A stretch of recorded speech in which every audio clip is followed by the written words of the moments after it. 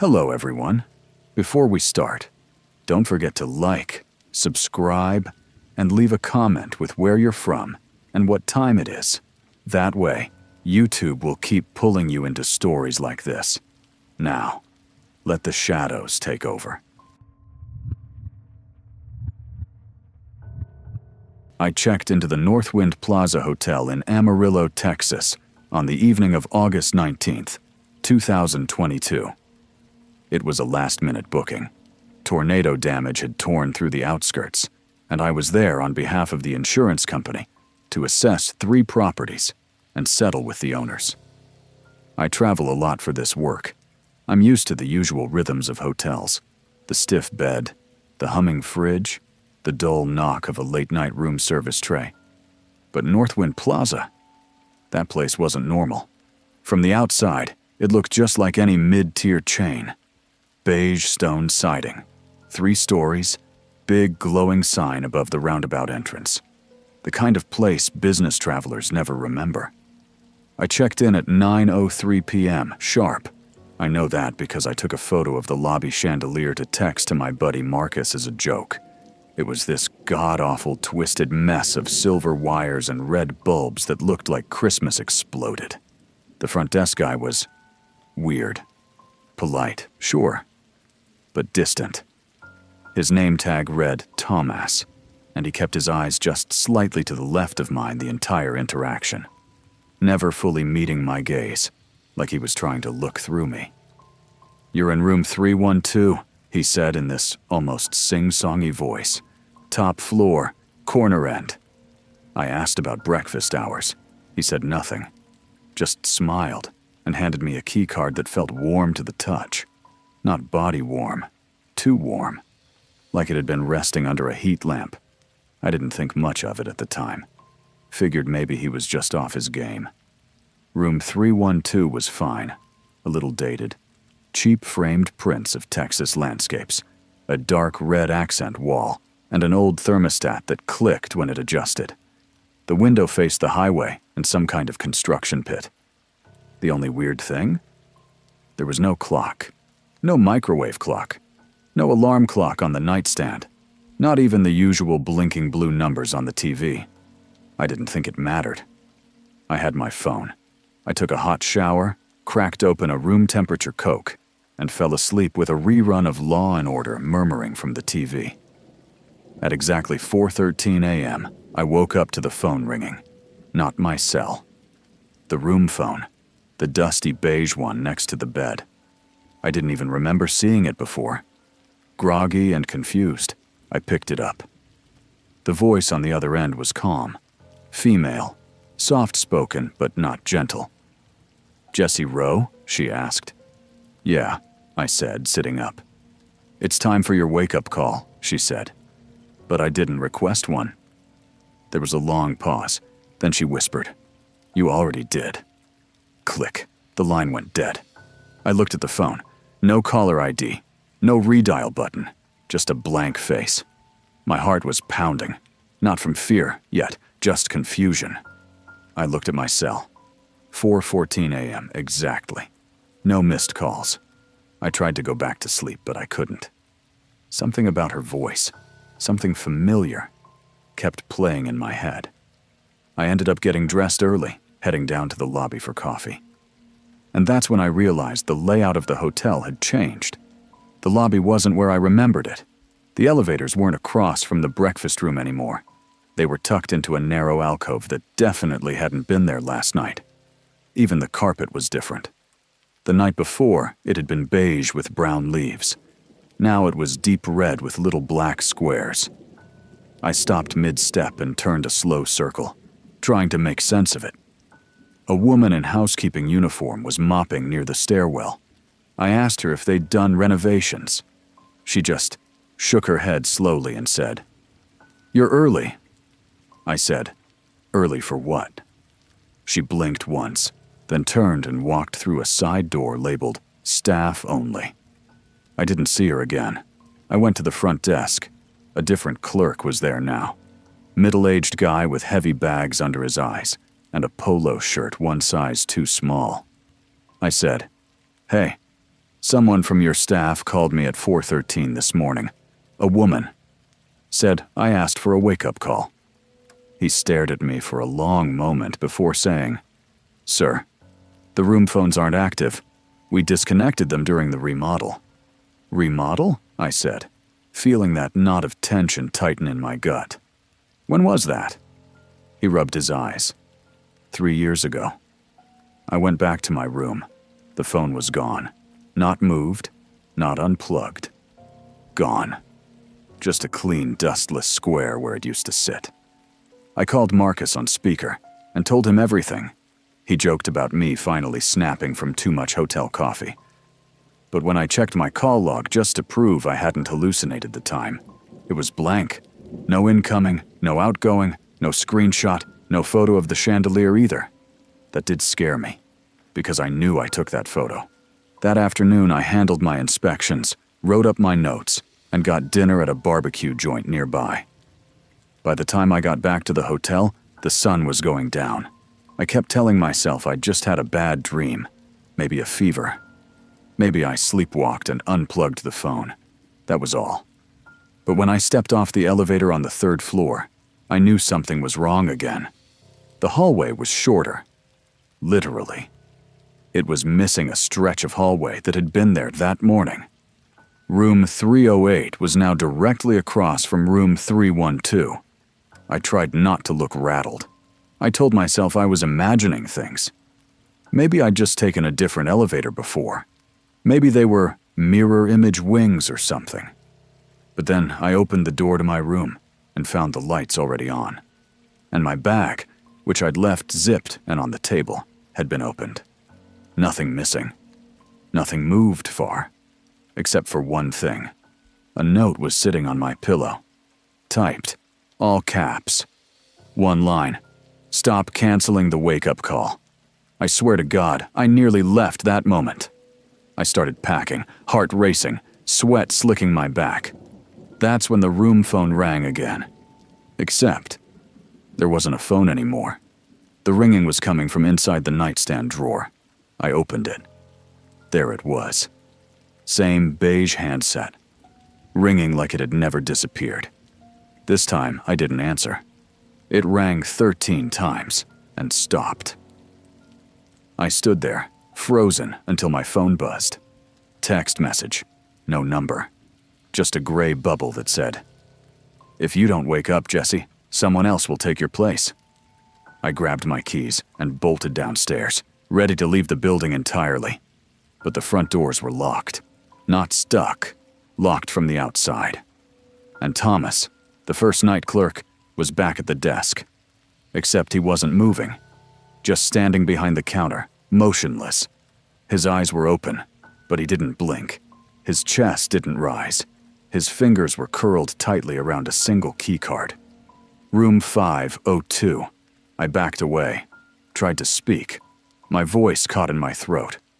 I took the stairs 2 at a time back to the 3rd floor. My door, 312, was now gone. No number. Just a smooth panel of drywall where it used to be.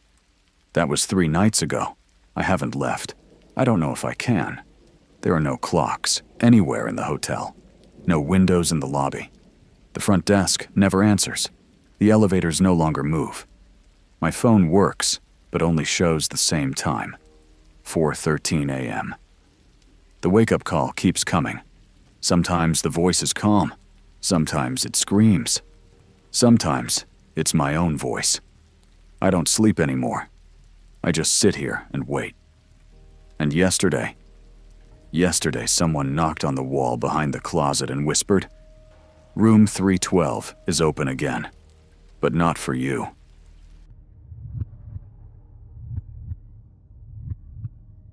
I've worked in hospitality for most of my adult life, starting as a dishwasher, moving up to line cook, then bar manager. But for the past 4 years, I've been doing food and beverage consulting. Sounds impressive, but really, I just bounce from city to city, helping restaurant owners figure out why they're bleeding money. Sometimes it's bad staff. Sometimes it's overpriced menus. Sometimes it's because their dining room smells like mop water. Anyway, it's decent money. But it means I basically live in hotels. I've stayed in everything from 5-star high-rises to motor lodges, where the carpet felt alive. Over time, you stop noticing the decor or the front desk staff. It all blurs together. Check-in, mini fridge, beige walls, checkout. But once in a while, a place sticks with you. And not for the reasons you'd expect. It was spring 2022, and I had a 4-day gig lined up in Charleston, South Carolina. A historic tavern downtown had been losing customers fast, and I was flown in to restructure the vibe, as the owner put it. She'd booked me a stay at this boutique hotel called the Palm Regent Inn. The name sounded fancy, but the pictures online looked more like an old converted apartment building with some fresh paint and retro furniture. Still, I didn't think twice. I was just there to sleep and shower between shifts. When I arrived, it was a little after 7 p.m. The hotel sat on a narrow, quiet street, lined with moss-covered trees and flickering gas lamps. The building was only 4 stories tall, with white brick, iron balconies, and a pale blue awning that read, Palm Regent, in scripted lettering. Charming, I guess, but dated. The kind of place that looked like it should smell like lemon polish and old wood. Inside, the lobby was dim but clean. A couple of armchairs sat beside a fake fireplace. Behind the counter stood a guy who looked barely 20, wearing a black uniform with a white collar. He didn't say much, just took my ID, glanced at the computer, and handed me an old brass key. "You're in room 409, he said. "Top floor, at the end of the hall. If you need anything, room service is available until 11. Just dial 9. That's all he said. Didn't smile. Didn't look me in the eye. Weird, but whatever. I rode the elevator up alone. It groaned the whole way, like it was annoyed at being used. The 4th floor hallway had old floral wallpaper and dark hardwood floors. Room 409 was tucked at the far end beside a window overlooking a narrow alley. The room itself wasn't bad. A queen bed with a thick comforter, vintage-looking dresser, mini fridge humming in the corner, and an oversized armchair near the window. The bathroom had hex tile and a clawfoot tub. Kind of stylish in a trying too hard way. On the nightstand was a laminated menu titled In-Room Dining by Estelle. It was printed in cursive font, like something from the 1950s. I skimmed it without much interest. Grilled cheese, tomato soup, a club sandwich, all for ridiculous prices. Still, it gave me something to read while I settled in. I unpacked, made a couple of notes on the tavern's kitchen layout, and headed out around 8:30 to grab dinner and meet the owner. When I came back around 10:30, the lobby was empty. The kid at the front desk was gone. The lights were dimmed. It had that weird dead silence old hotels get after dark, like everyone collectively agrees to stop existing for the night. I wasn't that hungry, but I figured I'd test the room service. Maybe it was part of the hotel's charm, and besides, I was curious about the whole Estelle branding. So I dialed 9. It rang once. Then a voice answered. "Room service," the woman said. Her voice was low, polite, and slightly off, like someone who had practiced saying it 100 times, but wasn't quite sure what it meant anymore. "Yeah, room 409, I said. "Can I get the grilled chicken sandwich?" Pause. "It'll be there shortly," she said. That was it. No price. No thank you. Just a click. I waited about 10 minutes. Then came the knock. Just one. Sharp. Not urgent, but deliberate. I opened the door. There was no cart, no tray table, just her. A woman stood in the hallway wearing a black dress uniform with a white apron and collar. Her hair was tied back in a tight bun. She was tall and thin, with pale skin and dark eyes that didn't quite meet mine. In her hands was a silver tray. No cover. Just a sandwich on a plate a single folded napkin, and a small glass of water. "Thanks," I said. She didn't respond. She didn't even blink. Just held the tray until I took it. When I offered a few bills from my wallet, she didn't reach for them. She turned without a word and walked back down the hallway. Silent steps, back perfectly straight, never once glancing over her shoulder. I shut the door slowly, locked it, bolted it. The whole thing felt weird. The sandwich was cold, like refrigerator cold. The bread was soggy, and the lettuce was brown at the edges. I took one bite, spit it out, and threw the whole thing in the trash. It didn't taste rotten. Just wrong. Like it hadn't been made recently. I didn't sleep great that night. Around 2:30 a.m., I woke up to the sound of humming, faint, tuneless, coming from somewhere in the hallway. I sat up, listened, but it faded out after a few seconds. Probably another guest. I told myself to let it go. The next morning, I mentioned it to the front desk guy, just casually asked who was working room service the night before. He didn't look up from his monitor. "There is no room service," he said. I frowned. "What do you mean?" "I ordered food around 10:30. His eyes didn't move. "Kitchen's been closed since last fall. We don't have staff on past 8 p.m. You probably called the wrong number." That didn't sit right with me. I didn't push it, though. Just walked out feeling unsettled. The next 2 nights, I didn't call room service. I ate out, kept to myself, and tried to ignore the weird vibe. But both nights, I still heard it. The knock. Always around 3 a.m. One knock. Not loud. Just present. I never answered. Just pulled the covers over my head and waited for morning. The third night, though, something changed. Around 2:48 a.m., I woke up to the sound of my phone vibrating violently on the nightstand. It wouldn't stop. The screen was frozen. No call, no text. Just stuck on a blank white screen. I reached for the lamp. Nothing. The power was out. No lights. No hum from the fridge. Just pure, suffocating darkness. And then I heard the closet door creak. Not open. Just shift. Like someone inside had moved. Then came the voice. It was her. "Your food is ready," she whispered. It wasn't coming from the hallway. It was coming from inside the room. Then she asked, gently, "Would you like your napkin folded? Or unfolded?" I couldn't breathe. I backed against the wall, grabbed the nearest object I could feel, the TV remote, and hurled it toward the closet. It hit something. Not the wall. Something soft. I bolted for the door, unlocked it in the dark, and tore into the hallway. Bright lights. Normal temperature. But when I looked back, the room was pitch black, like the shadows inside had refused to follow me out. I went straight to the front desk. This time, there was an older woman working the night shift. Mid-60s, glasses, knitting something behind the counter. She looked up, saw my face, and sighed like she already knew. "Room 409, she asked. I nodded. She reached under the counter and pulled out a small wooden box. Inside were a dozen faded ID badges. She held one up. Estelle M. Room Service, 1978 to 1989. It was her.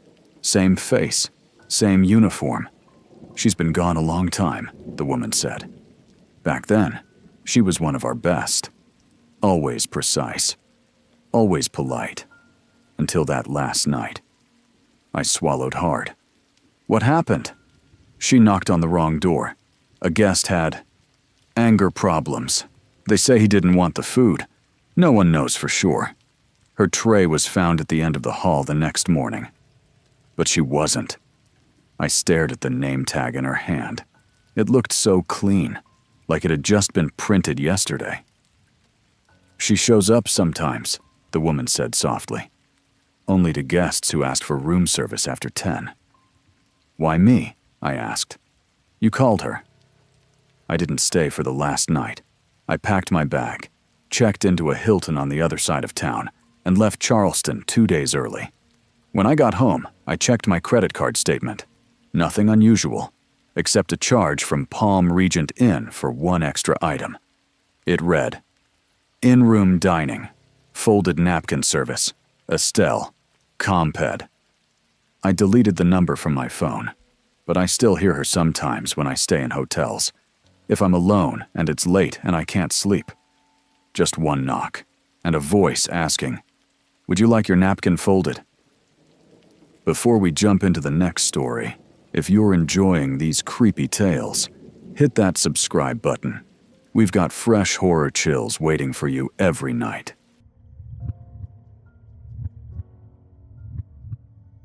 Luke and I got married in October of last year.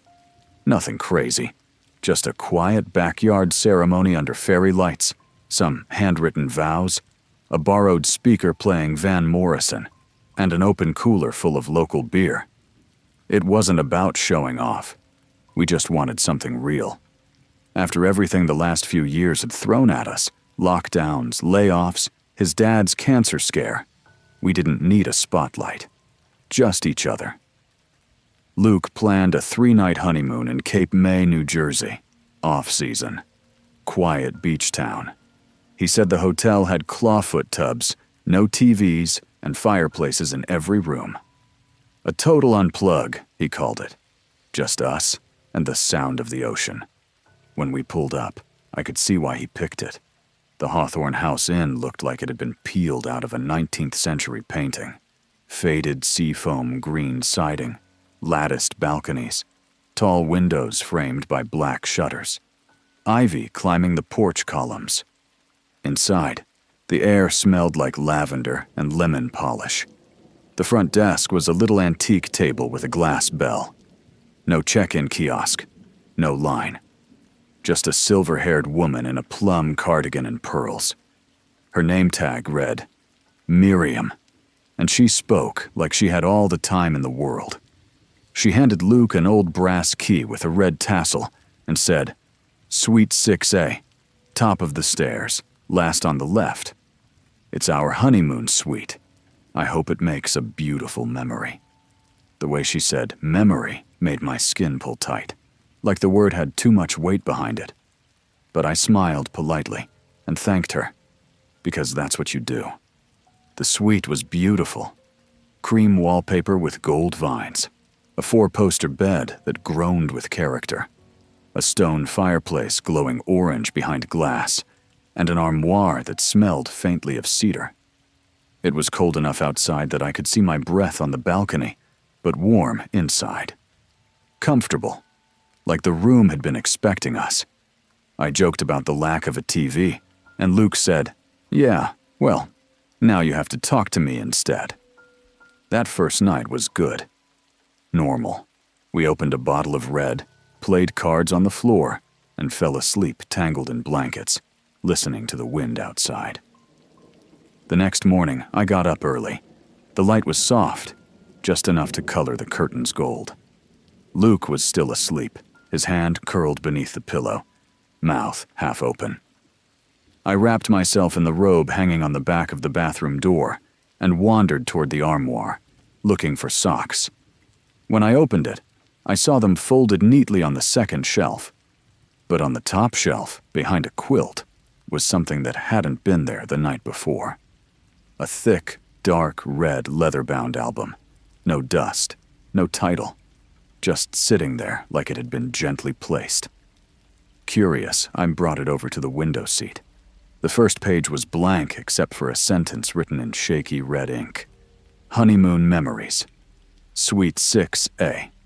I smiled at first, thinking it was a guest book or a quirky throwback. But when I flipped the page, my stomach dropped. The first photo was of me, asleep in bed, taken from the foot of the mattress. Not blurry, not distorted. Clear. Director. Like someone had knelt there in the dark and snapped the picture without flash. The timestamp in the corner read, 3:09 a.m. I flipped again. Luke brushing his teeth. Me brushing my hair. Us standing on the balcony. All photos we hadn't taken. Angles that made no sense.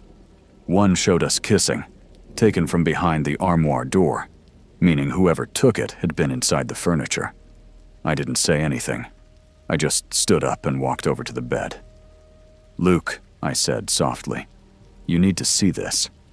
He sat up groggily, blinked at the album, flipped a few pages, and frowned.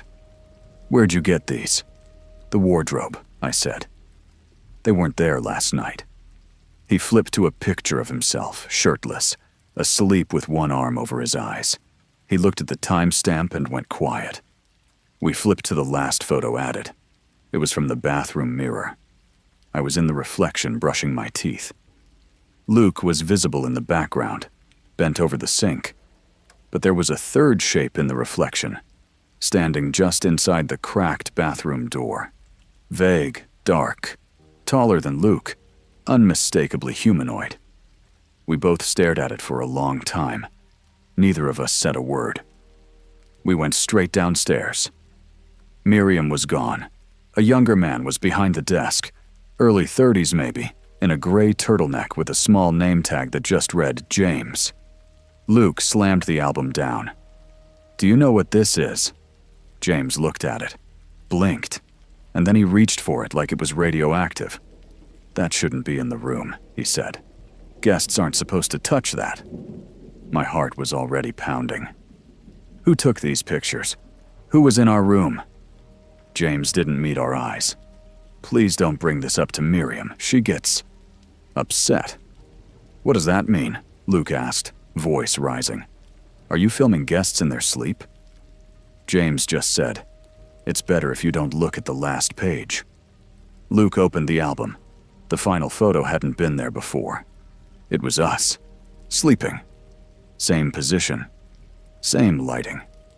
But the angle was directly above the bed, like the ceiling had eyes. On the back of the photo, written in the same red ink, "Don't leave the frame."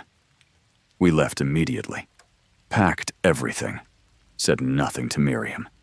She watched us from the lobby window as we walked to the car, face unreadable. James didn't stop us either. He just watched as Luke slid the album into our bag. We didn't want to take it, but we weren't about to leave it behind either. That night, back at our apartment, we argued. Luke wanted to call the cops. I said we had no proof, that it would just sound like a prank. He snapped that I was treating it like a joke, like I didn't believe how serious it was. At one point, he accused me of planting the album. I laughed, horrified, and said, "Why the hell would I do that?" We didn't speak for hours, just sat on opposite ends of the couch with the album between us. The next morning, it was gone. We hadn't moved it. We searched every drawer, every bag. Nothing. That night, I was brushing my teeth when Luke called me into the bedroom. He was holding a photo, just one. It was a close-up of my face, taken through the bedroom window. My eyes were closed, my mouth slightly open. I hadn't been wearing makeup. It was from that morning, on the back in red ink. That one's my favorite. We didn't sleep that night. At 2:16 a.m., we heard a creak. Not a neighbor, not plumbing. A floorboard, just outside the bedroom door. I grabbed my phone and turned on the flashlight. Luke slowly opened the door. No one. But on the floor, just inside the hallway, was another photo. This time of both of us asleep again, taken from the bathroom mirror. But in the reflection, Luke's face was missing. Just a smear where his eyes should be, like they'd been wiped away. The next day, we called the police. They took a statement, asked if we'd pissed off anyone recently. We handed them the photos. They bagged them as evidence and said they'd follow up. But 3 days later, we got a call from a private number. A voice, calm, male, said, "Photos never develop without light," and hung up. We moved out of the apartment that weekend, into my parents' guest house. We stopped checking our mailbox. For a while, things were quiet. But 2 weeks ago, Luke started acting strange. He'd sit up at night, just staring at the blank wall. I'd ask what he was thinking, and he'd say, "I don't remember taking it." Then last night, I woke up to the sound of the armoire creaking. We don't own an armoire.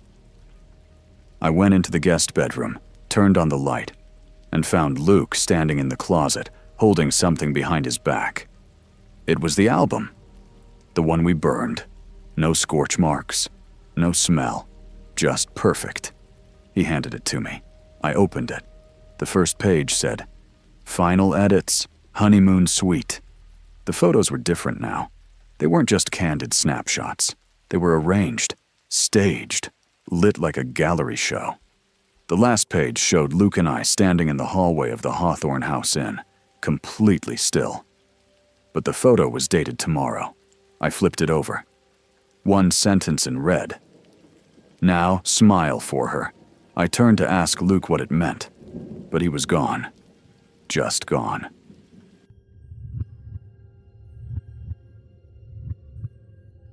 I've been in sales for over a decade now, mostly medical tech. Surgical staplers, implant kits, stuff that makes hospitals more money per patient. It's not glamorous. It's planes, elevators, and too much bad coffee in generic conference rooms. I live out of hotels more than I live at home, and at some point, all the places start blending together. You stop noticing the brand of soap or how old the curtains are.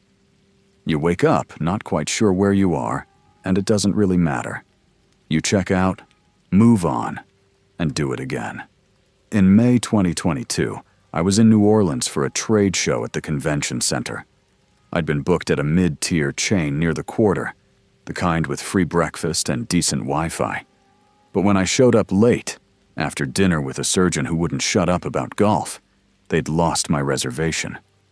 Double booked. The clerk looked like he wanted to disappear. "We're sending you to one of our affiliates," he mumbled, handing me a printed voucher and a map. "It's only a few blocks away. The St. Laurel Hotel I was too tired to argue. Just wanted a bed and some air conditioning." I followed the map down a quieter street tucked between a jazz bar and a crumbling pharmacy. The St. Laurel didn't look like much from the outside. 4 floors of brown brick, a faded black awning, and a brass sign with peeling lettering. But the lobby was clean, old-fashioned, but elegant. Ornate moldings, checkered floors, a smell like lemon oil and old upholstery. There was no one in line, just a pale guy behind the desk, wearing a pressed gray vest. His name tag read Brennan. He barely looked up when I handed him the voucher. "You've got room 214, he said flatly. "Mirror suite." "Mirror suite?" I asked. He slid over a heavy brass key, not a card. "Second floor, last room on the left." The elevator was old, the kind that shudders before opening like it's not quite ready. The hallway carpet was deep burgundy, threadbare in the middle. Room 214 had a black door and a gold doorknob that took some muscle to turn. Inside it was clean, neatly made. Bed, desk, little sitting chair by the window. But yeah, there were mirrors, a lot of them. There was a full-length one leaning beside the dresser, another above the desk, a 3-paneled vanity across from the bed, and one built into the closet door, facing the entire room. No art, no photos, just mirrors. And they weren't quite right. Not warped exactly, but all had this faint haze, like old glass that's been wiped one too many times.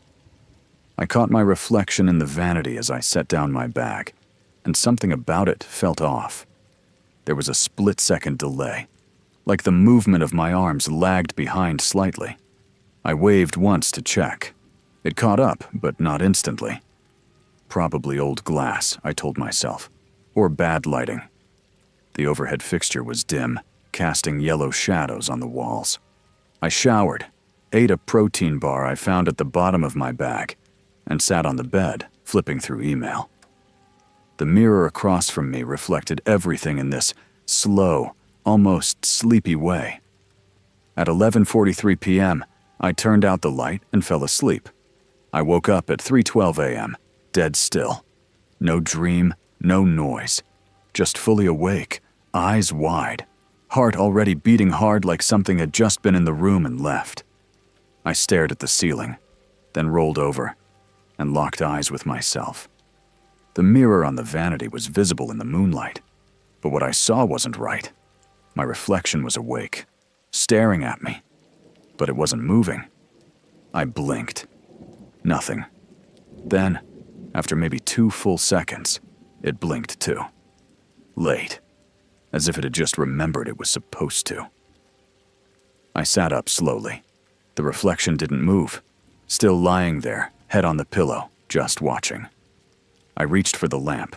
The second I clicked it on, the reflection snapped to match me instantly, sitting upright, hand out. I stared at it for a long time, tried smiling. It mirrored me. I waved. It waved back. Normal now. But it wasn't. I felt that in my gut. Something had been wrong a second ago. Something was off. I didn't sleep after that. Just lay there with the light on, staring into every reflective surface like it was holding its breath. In the morning, I told myself I imagined it. Maybe I'd been sleepwalking. Maybe I'd half dreamed it. The mind can play tricks, especially when you're tired. I went down to the lobby for coffee, and a different clerk was at the desk. A middle-aged woman with gray streaks in her ponytail and a name tag that said Janet. She looked normal. Nice. Human. I asked if anyone had ever said anything weird about room 214. She hesitated. "You mean the mirrors?" she asked, not surprised. "Yeah," I said carefully. She gave a weak smile. "They're original to the room, antique. We've had a few guests asked to switch," I said. "Because the reflections lag?" Janet nodded, but slower this time. "Some people think they lag. Others say the mirrors show. More than what's in the room."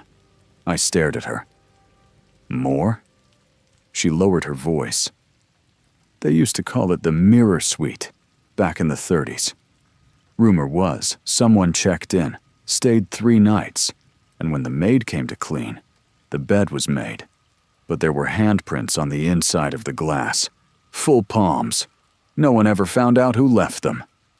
I didn't laugh, didn't joke, just nodded and walked away. I told myself I'd change hotels after the conference. But that night, when I returned, something had changed. Subtle, but wrong. Every mirror in the room had a cloth draped over it. Thin white sheets, neatly placed, like someone had done it with care. I hadn't asked for that. I hadn't seen housekeeping. But each one was covered, except the one on the closet door. I approached it slowly, heart thumping like a warning bell. My reflection was there, standing still. Same shirt, same face. But the expression was wrong. My reflection wasn't afraid. It was calm, smiling slightly. I stepped left. It followed. I stepped right. It lagged, just by half a beat. I raised my hand, then quickly dropped it. The reflection didn't drop its hand for another second. Then slowly lowered it, like it was waiting, watching. I left the room, walked the hall, took the elevator down. Janet was gone. Brennan was back, staring at the screen behind the desk. I told him someone had been in my room. He didn't look up.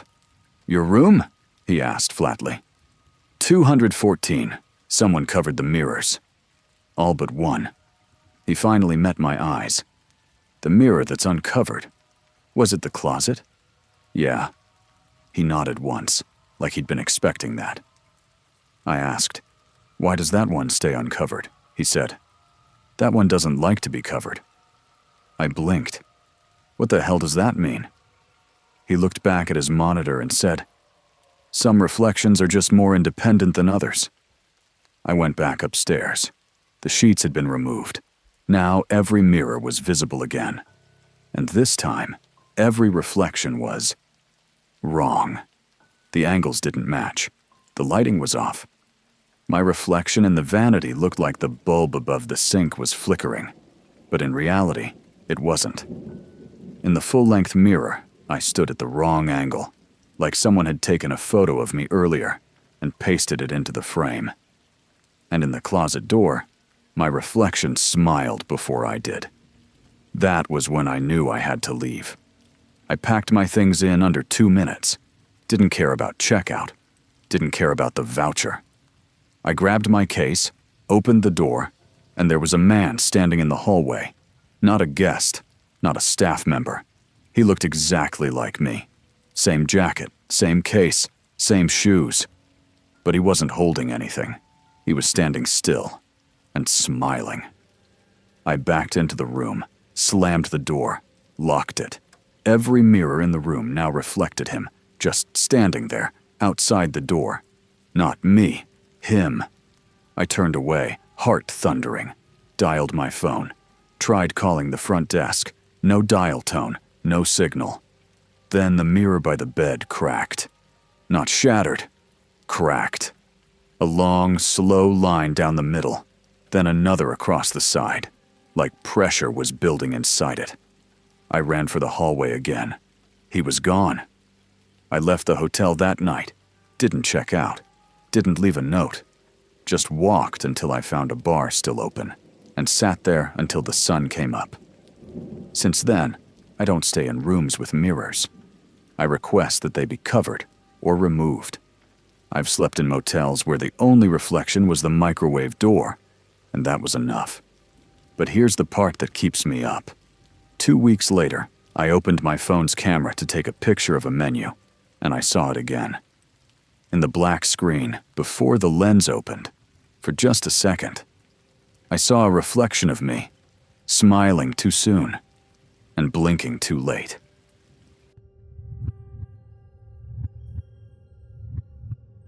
I checked into the Granger Pines Hotel on March 12th, 2023. It was a small brick building outside Boulder, Colorado, just off Highway 36, tucked behind a gas station and a long-dead video rental store. You wouldn't notice it unless you needed it. And I needed it.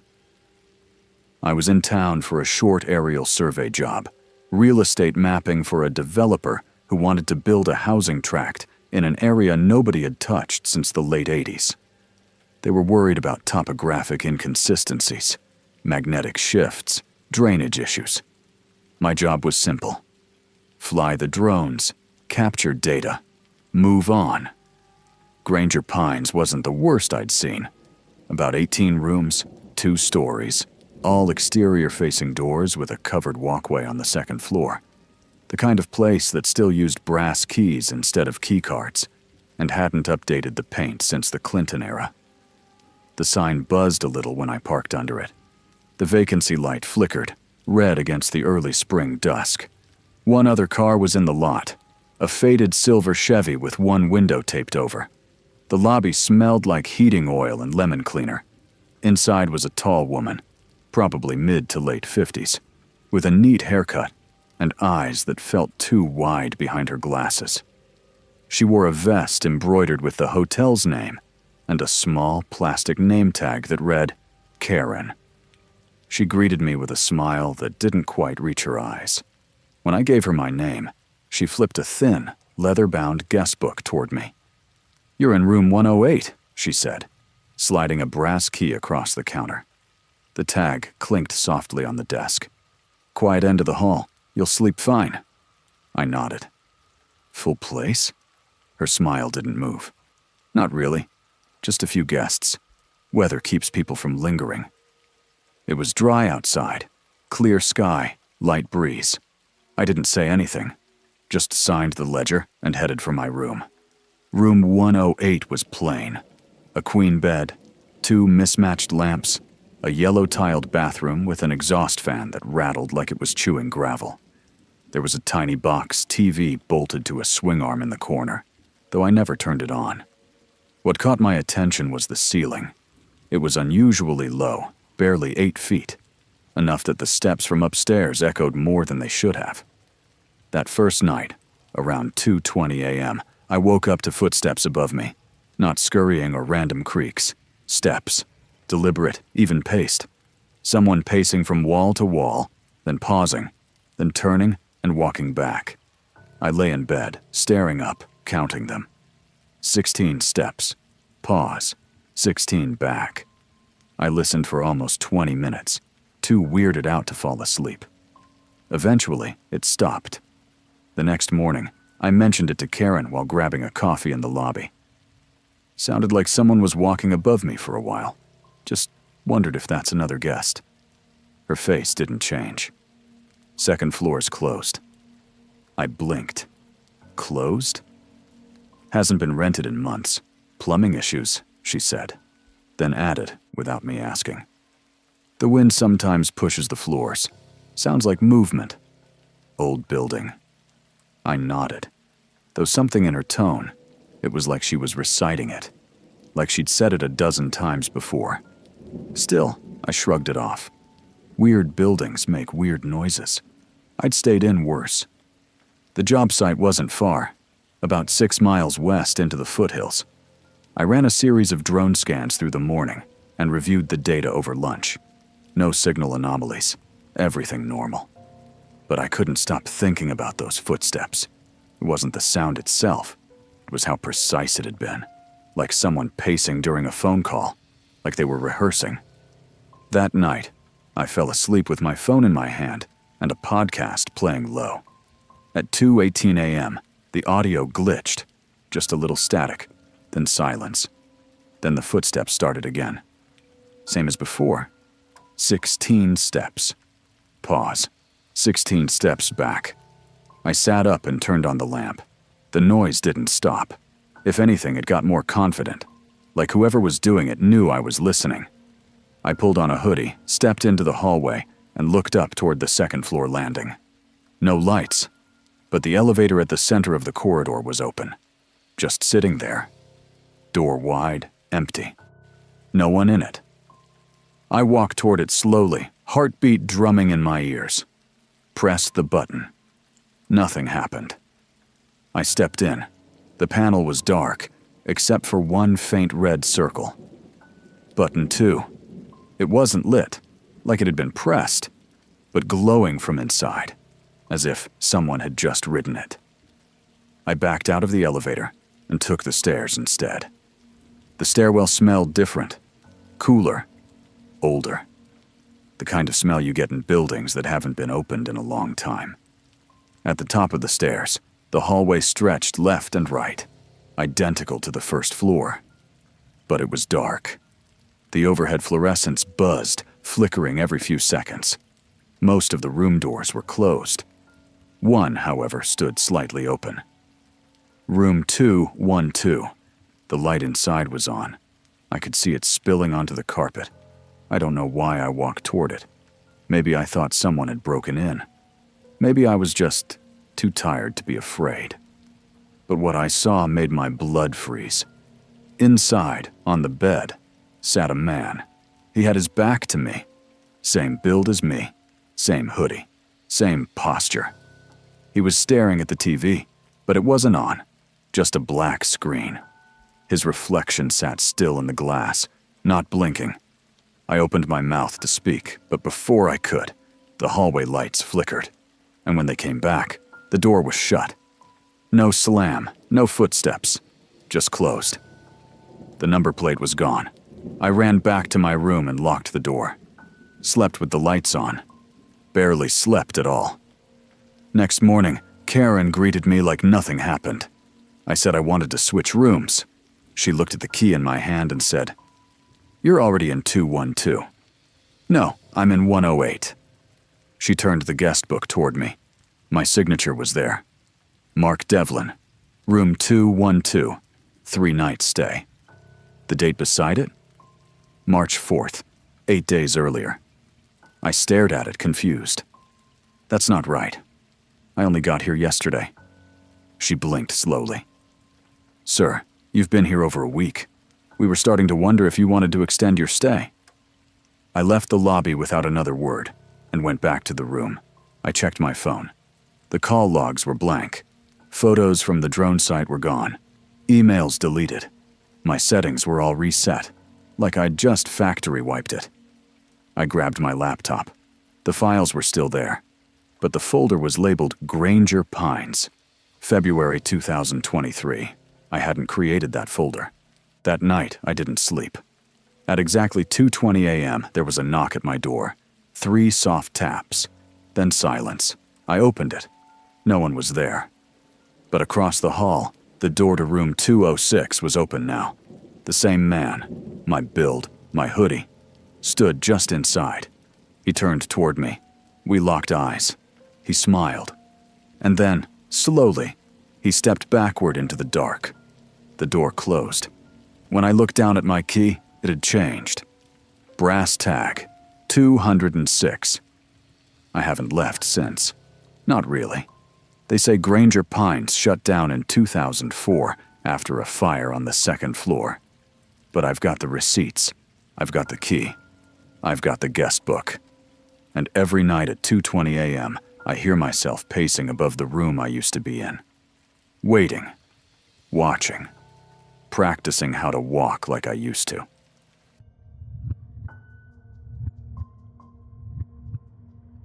I checked into the Suncrest Motel in Flagstaff, Arizona, just after 9 p.m. on a Wednesday in late October.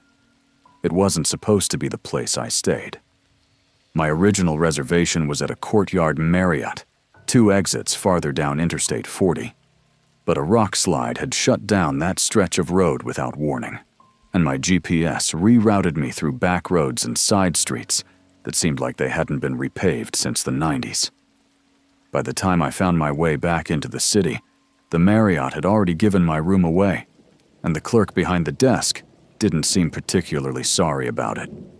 I was dead on my feet, hungry, behind on work calls, and the thought of sleeping in my car made my spine hurt just imagining it. The Suncrest was the only place with lights still on. It looked like something out of a faded postcard from the late 70s. 2 stories, shaped like a horseshoe, wrapped around a central courtyard, where a drained, algae-crusted pool sagged under a half-collapsed tarp. A neon sign buzzed loudly in the wind, sputtering out vacancy in angry red pulses that gave the front lot a queasy flicker. The whole thing looked forgotten, like the kind of place where people left their lives behind. But it was open. That's all I needed. Inside, the front office was oddly spotless. Not cozy, not charming, just aggressively clean. There was nothing on the walls, no fake plants or tired brochures. Just a yellowing desk, a tan landline phone, and a man sitting behind the counter like he'd been there for hours without blinking. He had a buzzed head and a long, pale scar trailing from the corner of his left eye to the edge of his jaw. He didn't smile when I walked in. Didn't ask for ID or a credit card. Just reached into a drawer, pulled out a room key with a green plastic tag, and said, "Room 109, end of the row. No one above you." That was it. His voice was dry and flat, like a weather report. I asked if they had Wi-Fi. He looked at me with the blankness of a mannequin and said, "Just ask the room." I didn't press it. My patience was thin. Room 109 was at the far left corner of the building, next to a stairwell cordoned off with a piece of caution tape that fluttered in the wind like it had been there for years. The door opened with a reluctant click. Inside, the room was cold. Not icy, just indifferent. There was one queen bed, a cheap pressboard dresser, a TV mounted crooked on the wall, and a bathroom where the mirror leaned slightly to one side. The whole place smelled like a combination of bleach and overheated plastic, like someone had tried to clean it too hard with tools that had already melted. There were no paintings, no information binder, no phone.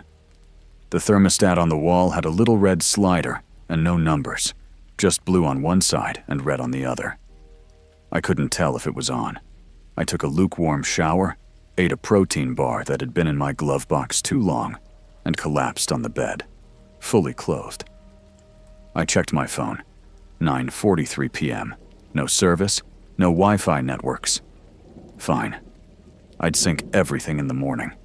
I woke up in the dark, and at first, I thought I'd gone deaf. It wasn't just quiet. It was absent. No hum of electricity, no rustle of sheets, no sound of my own breath. Just a black void pressing in around me like the air had thickened. I reached for my phone and felt it already in my hand. The screen was on. It glowed with a strange, dim white light, displaying a single message across the middle in large block letters. Do not disturb. No app, no sender, no way to swipe it away. I tried powering it off, but the screen just blinked, then went dark. That's when I noticed something strange in the bathroom. The mirror was glowing faintly. Not from a reflection. The light was coming from within the glass itself, like a low flicker of bluish white trapped inside. I got out of bed, feet hitting the cold floor, and walked toward it slowly. The glow pulsed, almost like it was breathing. I raised my hand to the glass. The second I got within an inch, the light snapped off. The room plunged back into that hollow, airless silence. Then came the knock. 3 soft taps. Not at the door. Not at the window. From inside the closet. My chest locked. I stared at the closed closet door, heart pounding in my throat. The knob turned just slightly, maybe a quarter inch. Then it stopped. I didn't move. I just backed away and grabbed the desk chair, wedging it under the handle like a kid in a sleepover horror movie. I felt stupid, but not stupid enough to ignore it. Then the bathroom light turned on again, by itself. The mirror glowed once more. This time, words were written on it. Backward, like they'd been drawn from inside the glass. Don't answer them. I froze. I couldn't hear anything, not even the sound of my blood moving. I waited. Eventually, the glow dimmed. The mirror went dark. I stayed up the rest of the night, sitting in the chair by the door, with my keys in my hand and my back against the wall. By morning, everything was normal, if you could call it that. The light switches worked. My phone had reset. The screen showed full battery and 4 bars. No message. No record of anything from the night before. I opened the closet slowly. It was empty. No box, no hidden space. Just a motel closet with a bent rod and 1 plastic hanger. I got dressed fast and walked back to the front office. But the door was locked. Blinds down. No sign of the man from the night before. I waited a few minutes, knocked. Nothing. I drove down the road to a gas station, grabbed a coffee and a protein muffin, and asked the kid behind the counter if the Suncrest was under new management. He looked at me like I'd asked if it had a helipad. That place, he said. Nobody runs it anymore. It's been shut down for like 3 years. There was some gas leak or something. A girl died in one of the rooms. They never reopened. I felt my skin go cold. I asked, "Which room?" He shrugged. "Don't remember. Think it was the one on the end. Might have been 109." I drove back in silence. When I pulled into the lot, the office door was open, but the counter was empty. Just a single sheet of paper laid out facing the door with my name written on it. Under it, checkout denied. Stay incomplete. I unlocked my room, packed my things, and opened the door to leave. But when I stepped into the parking lot, the air shifted, like walking through static. A second later, I was standing back inside the room, bags still unpacked, phone on the nightstand, and the closet door wide open. Inside, there was now a small metal box, square. No branding, just a red button on top. I stared at it for what felt like an hour. Then the mirror began to glow again, and the words had changed. Welcome back. I don't remember pressing the button. I just remember the sound. The first sound I'd heard in hours. A soft hum that crawled inside my ears and stayed there. The air got thinner. My vision blurred. And somewhere, deep inside the closet, I thought I saw movement. A shape. Not a person. Something slower. Watching me. Mirroring me. When I came to, I was lying in bed again, dressed the same. My phone lit up with a single notification. Please rate your stay. No matter what I do, I can't leave. I've tried breaking the windows. I've tried unplugging the TV, jamming the door open, writing messages and slipping them under the front office door. It resets. Every morning, I wake up in room 109. The mirror is clean. The button is gone. But the message on the door never changes. In the same red lettering, a fresh piece of paper every day. Do not disturb. Occupied under that. Handwritten in looping black ink. Checked in. Lena Rourke. Do not clean. Do not knock. Do not wake. I don't know how long I've been here anymore. Days blur. My phone still charges, but the date never changes. My voice recorder is stuck on 000000. The mirror flickers more often now. I see things in it. Shadows that don't match mine. Sometimes the knock comes from the floor. Or the ceiling. If you're reading this, maybe it means something leaked out. Maybe a message made it through.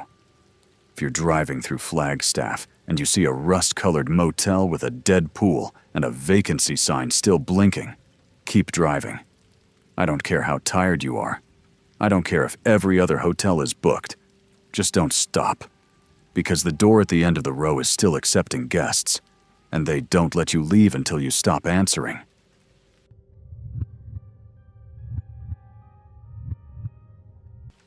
I arrived in Cedar Hill, West Virginia, just past 7 p.m. on November 3rd.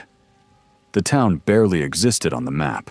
A scattering of houses, one church, 2 gas stations, and a population small enough that they still printed welcome signs by hand. I wasn't there for pleasure. I was delivering and setting up a hospital bed for a palliative care case, the kind of job that normally took under an hour, but paid me well enough to justify the drive. I didn't have a return gig that night, so I figured I'd sleep cheap, skip the foggy mountain roads after dark, and head back early the next morning. The only place with a vacancy was a motel called the Rest Haven Inn. The sign was faded, cracked in the corners, and hung crooked above a small patch of dead grass out front. You wouldn't know it was open if the light behind the office sign wasn't still flickering. The building was old. Not charming old, just tired.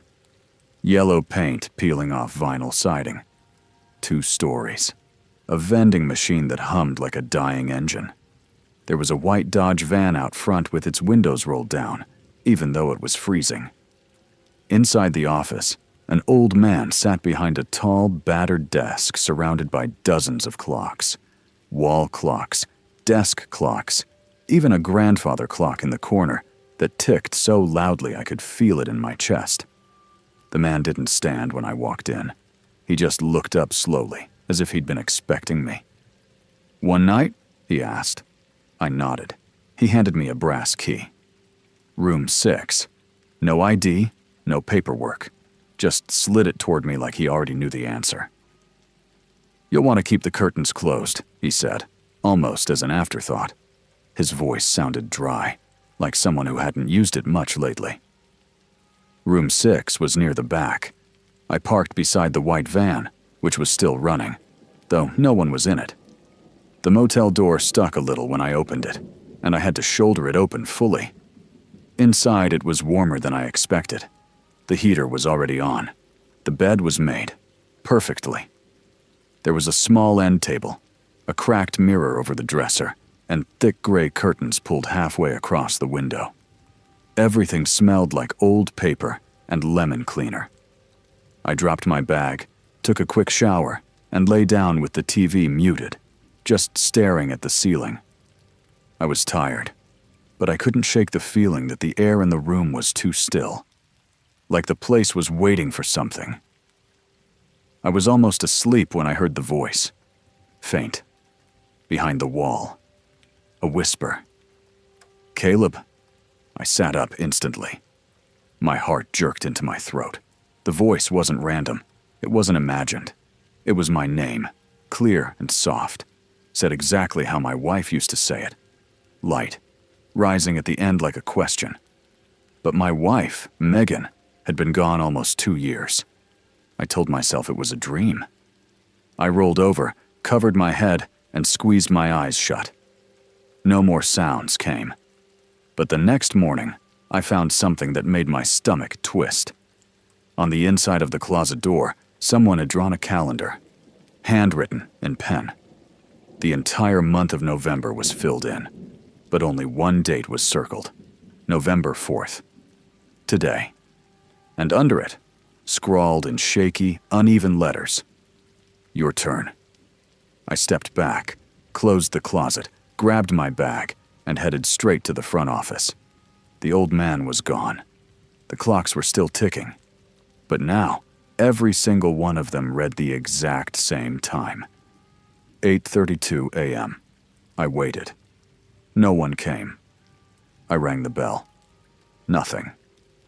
Eventually, I left the key on the counter and walked out. But when I got to my car, it was gone. Not just the key, the car itself. The parking lot was empty except for the white van. Its engine was still running. I walked back to my room, thinking maybe someone was playing a prank. But when I got to room 6, the number was missing. Just a blank wooden door. I opened it. Inside wasn't my room. It was different now. The curtains were gone. The mirror was broken. The bed had no sheets, and the air smelled wrong. Damp, sweet, almost metallic. On the nightstand was a stack of photos, Polaroids. I picked one up. It was a picture of me, standing in that exact room, eyes open, staring at the camera. In the photo, the bed was fully made, and the window was open. But I don't remember posing for it. Underneath the photo, someone had written, "Checked in." The second photo showed the same room, same bed. But this time, someone was lying in it, covered with a sheet, the shape of a person. Still, that one was labeled, "Stay complete." I left the room and tried every other door on the property. Every room had a name on it. First names hand-painted onto the wood. Cindy, Michael, David. Some doors were scratched out. Some were freshly painted. But not one opened. Not one responded to knocking. Then I heard the voice again. "Caleb?" This time it came from behind me. I turned around. The man from the office was standing at the edge of the lot, hands in his pockets, eyes downcast. He didn't walk toward me, just called out again. "Megan's waiting. Room 7. I didn't want to go. I didn't believe him. But something, some sick, hollow instinct, pulled me toward that door. Room 7. The number was different from the others. Newer. Brass. Polished. I opened it. And she was there. Sitting on the edge of the bed, wearing the same gray hoodie she wore the week she died. Her eyes were wet. Her hands were clasped. She smiled at me. "Hi," she said. I couldn't speak. I just stepped forward. Tears hit my cheeks before I realized I was crying. "I miss you," I whispered. She nodded. "I know." I sat beside her. She leaned into my shoulder. It felt real. Solid. Warm. And then she whispered, "They let me say goodbye. Just once. That's the deal." I turned to her, but she wouldn't look at me. "You have to finish your stay now," she said, voice breaking. "I don't understand," I said, gripping her hands. "I didn't do anything." "Why me?" She finally looked up. "You asked to come. You said you couldn't go on. They heard you." The room darkened. The light through the window dimmed to a gray fog. And when I turned back to her, she was gone. I was alone again. But now the bed was made, the curtains drawn, and on the nightstand, a card that read, "Thank you for your stay. Checkout. Permanent. Room. Taken." I don't remember falling asleep, but when I woke up, I was back in room 6. Same cracked mirror, same drawn curtains. Only now, the closet door was open. Inside, just a small brass plaque on the back wall. Etched into it, "Caleb Rourke, guest since November 4th. Status, do not disturb." The motel doesn't have other guests. Not really. Just people like me. People who said they couldn't keep going. People who whispered those words in the dark and were heard. We don't leave. We don't check out. We just wait for the next person who doesn't realize that one night in the wrong room can be forever.